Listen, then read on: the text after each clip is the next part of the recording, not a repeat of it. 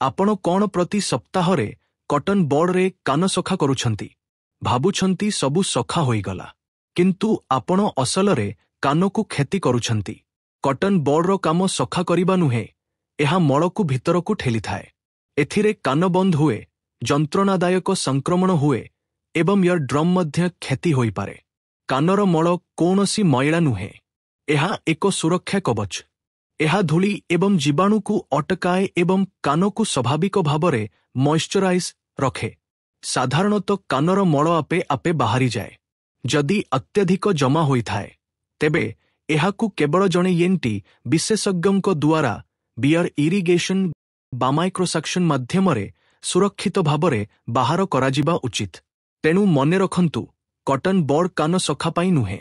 जदि कानरे कौनसी समस्या हुए तेबे आज ही Shri Balaji nursing home visit करंतु।